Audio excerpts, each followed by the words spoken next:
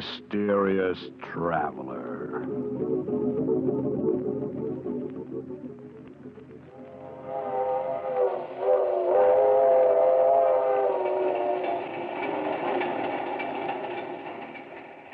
This is the mysterious traveler, inviting you to join me on another journey into the realm of the strange and the terrifying. I hope you will enjoy the trip, that it will thrill you a little and chill you a little. So settle back, get a good grip on your nerves, and be comfortable, if you can.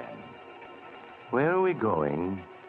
Why, we're going to visit a man who could change the soul of a human being from one body into another, in a story I call They Who Sleep.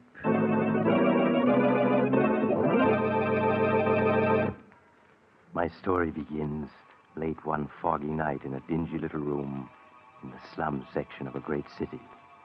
The occupant of the room, a small man, white-haired, his cheeks hollow from hunger, has just admitted a visitor whom he does not know and whom he is trying to send away. An expensively dressed young woman with a heavy veil hiding her face. But, my child, it cannot be me to whom you wish to speak. You have made some mistake. I haven't made any mistake. I've been hunting for you for days. I spent a good deal of money tracing you here. But I do not understand. Why should you wish to find me, Alexander Thomas, a penniless old man You did not always use the name Alexander Thomas. Once you called yourself Chadwin the Great, hypnotist beyond compare. Chadwin the Great? Yes. I once used that name. But Chadwin the Great no longer exists. I am only Alexander Thomas now. Listen to me, Chadwin. We've met before. 10 years ago, you gave a performance at the Bijou Theater. Oh, there are so many Bijou theaters. You asked for volunteers to be hypnotized. I came up on the stage. I and my sister Rose. You hypnotized her easily, but you could not hypnotize me. There were so many, I cannot remember. No, but you can remember this newspaper clipping. That old story from the newspapers? Where did you get it? It says that you, Chadwin the Great, once performed the experiment of exchanging two men's souls. By the use of secret drugs and your great powers of hypnotism, you transferred one man's soul into another man's body. You cannot believe all the newspapers say. But you did this before witnesses. And one of the two men died. You went to prison for 5 years for manslaughter. Why do you come here to remind an old man of his tragedies? Go, please. Leave me alone. No, Chadwin. For years I've kept this clipping, for years. Never knowing what impulse made me tear it out and save it. Until last week I found it again. And then I knew. You speak not like a woman, but like a soul possessed by devils. Perhaps I am. So you can transfer souls from one body to another? No, I cannot. How much would you charge to do it again? Do not ask that of me. I'm old. I have been in prison. How much, Chadwin? Could you put my soul into another's body for $10,000? $10,000? Yes.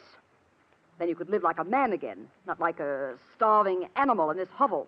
Once before I tampered with the eternal laws. I paid the penalty.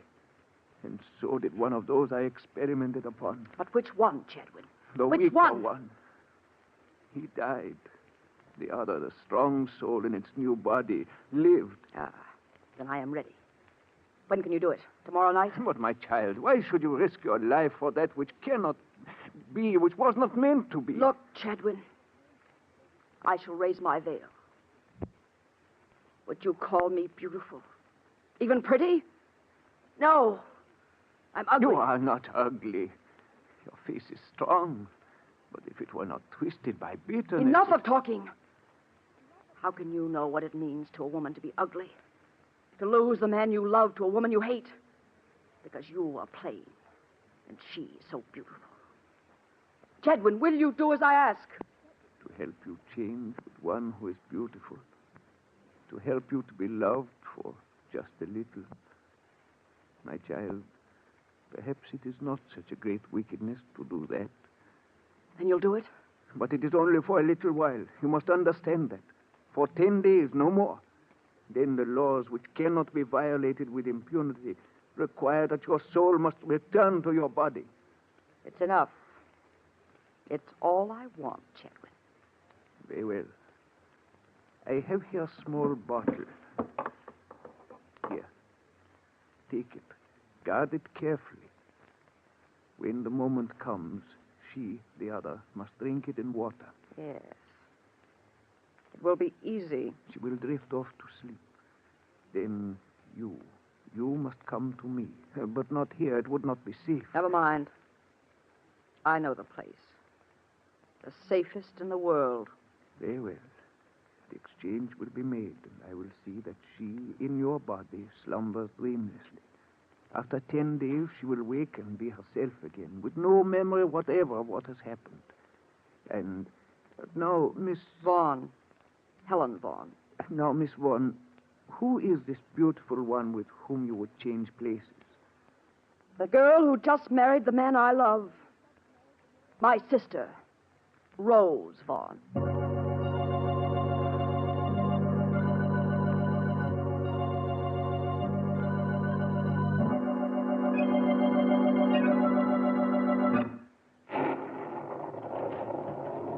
Good morning, Bessie. Good morning, Miss Helen. Where's Miss Rose? She's gone downstairs yet? Mrs. Tabor, you must learn to say now, Miss Helen. Mrs. Tabor, then. She's in her room, Miss Helen. Is Mr. Tabor with her? Yes, he is. All right, Bessie, thank you. Helen, is that you? We thought we heard your voice. Come on in. Leonard's just leaving for the office. Good morning, Helen. How's the best sister-in-law I ever had? Hello, Rose. Leonard. Darling, what's the matter? I know. Did you hear what time this young lady got in last night? It must have been quite a party. Leonard, I hope you aren't keeping tabs on Helen. No, but I did hear the clock strike 3 just as her door closed. Well, me for the office. First, a goodbye kiss. Oh, gosh. I sure picked myself a beautiful wife. Oh, run along, you silly. Bye, Helen. Got a sisterly kiss for me? Leonard, don't put your arms around me, please. Well, there's sisterly affection for you. You'd think she hated me. Oh, run along, Leonard. They probably need you downtown to polish off a big deal. Yeah, they probably do at that. Okay, I'm on my way. Bye, you two. Bye, darling. Well, Helen, you are in a mood this morning. I just think you two carry this lovey-dovey business to a ridiculous extreme. Helen, it's as if... Well, as if you dislike seeing Leonard kiss me. You don't have to be constantly kissing him in front of other people, do you? Helen, oh, my dear, I didn't realize. Didn't realize what? Didn't realize it. Oh, Helen, darling, believe me. Someday the man will come along who'll mean just as much to you as Leonard does to me. You'll find him. I'll help you find him. Listen, I'll give some parties and invite a lot of new Stop men. it, Rose. Let go of me. Don't go gushing over me, you idiot. Helen, how can you be so cruel? Oh, stop sniveling like that. I'm sorry, Helen, but you're always so sharp when anybody tries to be nice to you. And you're always so nice to everybody, so soft, so sweet. Oh, I'm sorry, Rose. I always forget how the least quarrel upsets you. Well, here. Drink this, Rose. There's a sedative in it. Something quite harmless. It'll soothe your nerves. Oh, all right. Oh, nasty stuff. Now lie down in your bed. That's it. Just a few moments now, and you'll be drifting off to slumberland, my beautiful sister. Oh, it is quick, isn't it? Feels drowsy already. You do? And you must give in to the feeling, you hear? Don't fight it. I feel so queer. It's as though I were on a boat. A little boat. Rose? Can you hear me? Yes. Yes, Helen, I hear you. You seem such a long ways away. Such a long way. Rose? You're to come to me when I call you. Do you hear? You're to sleep for a while. Then when I call, no matter where I am, You're to come to me. Yes, I'll come to you. I'll... She's asleep. Chadwin's drug is working. The rain! Come. Well, let it rain. Yes, let the skies open and drench the earth. Let the rain fall like a curtain, like a cloak to hide the rebirth of Helen Vaughn.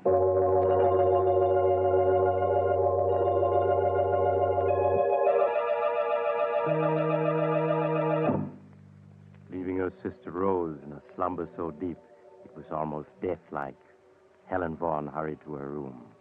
There she wrote a note addressed to Rose and Leonard, explaining that she had decided suddenly to go off by herself on a trip to Mexico, and that they would probably not hear from her for some time.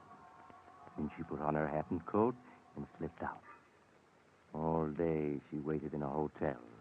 Then when night came, she picked up Chadwin the Great in a rented car and drove him through the storm into a spot well outside the city, where she turned into an ancient cemetery. There she brought the car to a stop before a low building of white marble over which ivy and moss had grown for many years. With a heavy key, she opened the massive padlock, and they entered, shutting the door behind them. The air in this old mausoleum is dank odor of a charnel house. But where else could the living lie asleep, peaceful and undisturbed, as safely as here among the sleeping dead? No, I will not go through with You it. already have your money. You cannot back out now. Then in heaven's name, let us be finished quickly. Quickly, yes. The storm should hide the car from the cemetery guards, but we must take no chances. Now, here's a flashlight I brought. I'll turn it on. Look there, Chadwin, at the tiers of compartments this tiny stone building holds. Each compartment with its iron door, each holding within it a coffin in which lies the dust of a Vaughn. I see them, yes. 12 of them. This one, here on the bottom, is empty. Meant someday to hold the body of Helen Vaughn. Tonight it shall receive her. No, this is madness. I'll open it. There. See that narrow, dark compartment? So small, so quiet, so restful, so safe from disturbance. In it for the next 10 days shall rest my body, holding the soul of my sister Rose. No, there must be some other way. None that is safe. While my body sleeps and I am absent from it, it must be where no one can find it. And here, no one ever will. I do not like it. Hold the light. I'll slide into it. It's quite roomy enough. The stone is chilly, but what matters that to one who is asleep? Going. Rose One, hear me. Enter the body that awaits you here. Enter quickly and wait.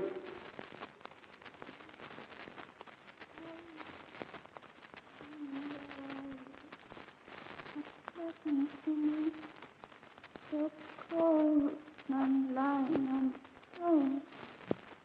So cold and dark. Helen. There is nothing to fear. Sleep, my child. Yes, I sleep.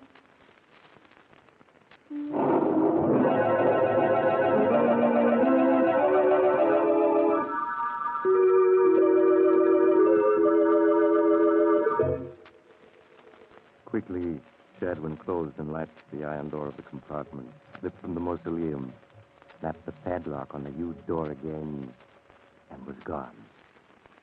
At the same time, back in the big house in the city, a frantic Leonard paced the floor, waiting for some change in the condition of his wife Rose, who all day had been in a strange stupor from which nothing could arouse her. There. Doesn't she look better? Yes, I think she does. She's waking up. Rose, darling, don't be frightened. Why, Leonard, Yes, of course it's me. Who did you think it was going to be? I don't know. I was startled. I guess I guess I must have been dreaming. Rose, what's happened to you? Why, your voice sounds just like Helen's. Really, Leonard? That's odd. Perhaps I'm catching a cold. No. Now you sound like yourself again. But for a moment, I'd have sworn it was Helen speaking. I guess I've been so worried I'm just imagining things. Oh, Leonard, hold me close. Close, darling, close. Always, Rose. Always. Always. Yes, always. She'll never have you back. Never. What are you saying, Rose? I was just thinking of how much I love you. So much that I'll never let anything take you away from me. Never.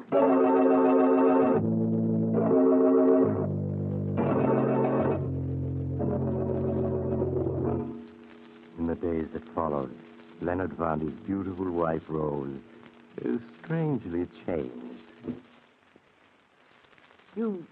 You've been different somehow these last 10 days. In fact, ever since Helen went away so unexpectedly. Have I, Leonard? How? Well, you've been gayer, more headstrong, too. It's almost as if you'd acquired a whole new character. Well, perhaps I have. And how do you like this new wife of yours? Well, I do, and I... Don't? Oh, please, I don't mean it. It's just that... Well, I was so in love with the old Rose, it's a little hard to get used to the new. And all these bills that you're running up. Why, that's not like the Rose you used to be. Oh, Leonard, I do hope you're not too mad at me because... Well, what is it this time? Another fur coat? Worse than that. We're going to give a party. Another?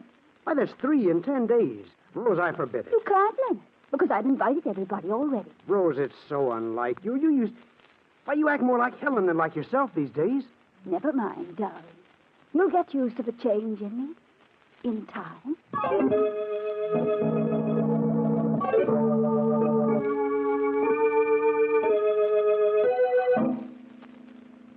Ignoring her husband's displeasure, Rose, or should I say, Helen, went ahead with her plans for a party that night.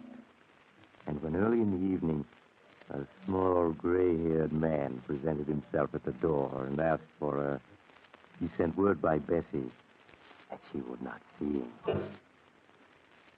I'm sorry, Mr. Chadwin. Mrs. Tabor says she cannot see you. She says she does not know anyone named Chadwin. But she does.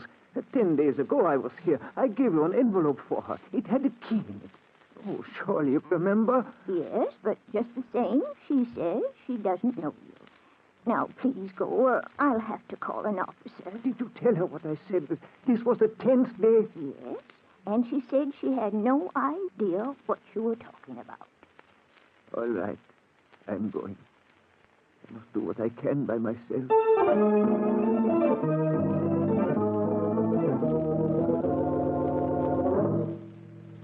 And while the gay party went on, miles away in the old cemetery, Chadwin the Great worked frantically with a hammer and chisel to force the padlock on the door of the mausoleum in which, unknown to the world, a sleeping girl lay hidden.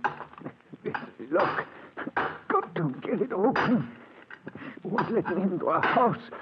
Won't even talk to me. Won't let me warn her. She won't. What is that?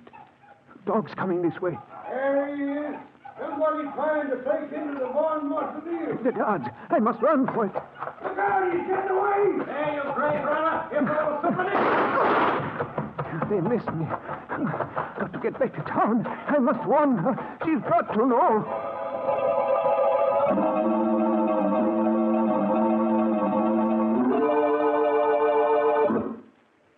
Miss Vaughan, thank heaven this time you heeded my message. I won't have you coming around to my house this way, do you hear? You must never come here again. But you do not understand. The 10 days is up tonight. Now. Your time is over. Are you trying to scare me, Chadwin? To get more money from me? Money? No. I am just trying to tell you. It was understood 10 days only. More is not allowed. You fool! Do you think I ever intended to give up Rose's body once I had it? In that narrow crypt in the tightly locked mausoleum, my body has long since died from lack of air. And Rose has died with it. But I remain alive. So, that is what you planned. I should have guessed. But it is not so.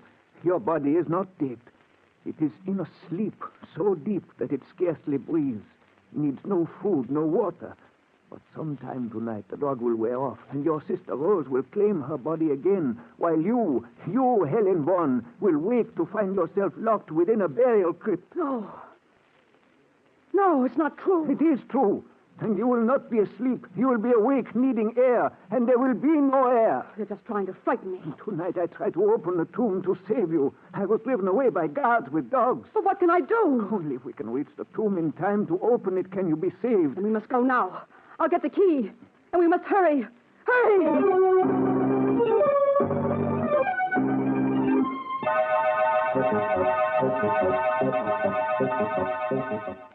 There's the mausoleum, Miss Vaughn. Pray heaven the guards are not waiting. They won't be.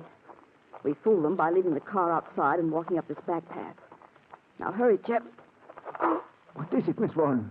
I don't know. For a moment, I felt so dizzy. So weak. It's Rose, trying to return to her body. We cannot waste an instant. Hold me up. Something is pulling at me, tugging at me. Darling, where are you? She is speaking through her own lips. No, not yet. Go back, you hear me, Rose? Go back. Here's the mausoleum. The key. Give me the key. Here it is, quickly. She's pushing at me so hard. No. Darling, help me. Everything is so dark. Where are you? Go back. Go back, I say. Chedwin, have you got the lock out yet? It won't unlock. It must. They put a new padlock on. Oh, dear heavens, they've changed the lock. Darling, No. It's getting dark. Dark. It's hopeless. We cannot enter. Darling, where are you? No. We can't both be in the same body. Go back. Darling, I'm frightened. Don't force me out. Help me. Go back where you were. Help me. Wait, Rose, wait. Help me. Helen. No, don't. Rose, you mustn't. You The mustn't. guards, they're coming back. Where am I? What's happened to me? Sleep, child.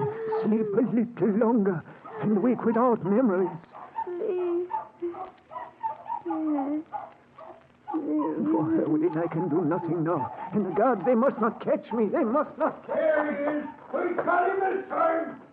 Holy cat. It's a girl. It's Mrs. Tabor.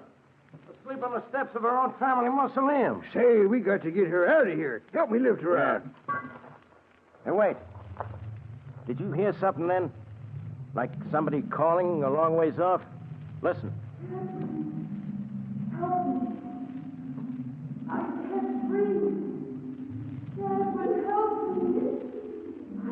Well, do you hear anything?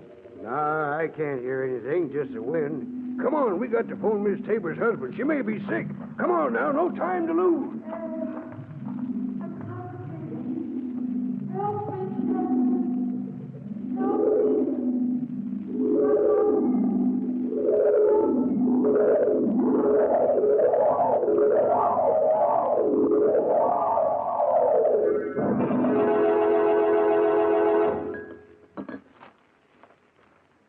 Rose, do you remember anything about a man named Chadwin? Chadwin? No, I don't, Leonard. Well, Bessie says he called several times last week to see you. The last time was the night of the party. You're sure you don't remember him? No, Leonard. I'm sorry, Oh, but... it's all right, darling. I just thought maybe you might have begun to remember some of the things that happened during those 10 days when you, well, weren't yourself. It's so strange. As if my mind had been asleep the whole time. Is there something about Chadwin in the paper? He committed suicide last night. Oh. His body was found near the old family mausoleum. He left a mysterious note saying he was paying for some transgression. How strange. I wondered if he could have given us any clue as to how you came to leave the party so suddenly that night and drive to the cemetery. Oh, but it's all over now and not worth worrying about. I'd remember if I could, but when I try, I become suddenly frightened and feel as if I were locked in some dark, tiny space where I can't breathe. All right now, darling, all right. Let's forget the whole thing. Now, let's see what came in the morning mail. Maybe there's a letter from Helen. You know, it's high time we were hearing from her. She's really not acting much like a sister being gone so long without even writing a letter to know where she is.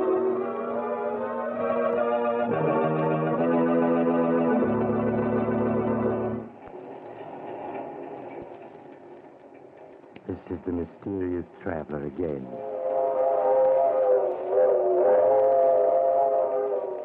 I'm afraid Leonard and Rose are going to have to wait a long time for a letter from Helen.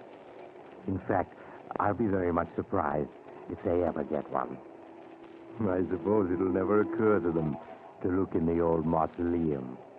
In fact, since they both feel a distinct aversion to going near it, it may never be opened again. But I don't suppose that'll make much difference to Helen. Now, if you were wishing, you could step into somebody else's shoes. Maybe what happened to Helen will make you change your mind. You know, I knew a man once who he stole somebody else's body, only to discover when it was too late that he... Oh, you're getting off here? Well, perhaps we'll meet again soon. I take this same train every week at this same time.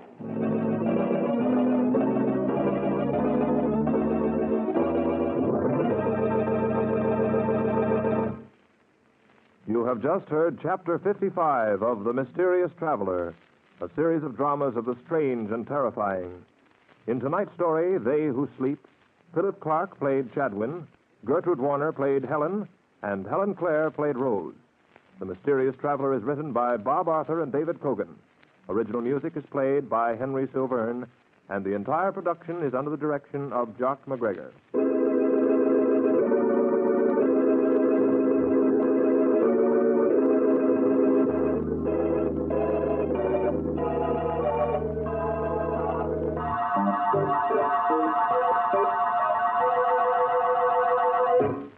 Listen next week to a tale titled Escape Through Time. Another Tale of the Mysterious Traveler.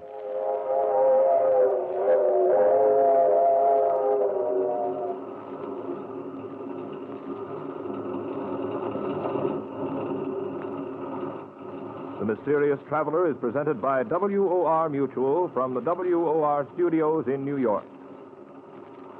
This is Mutual.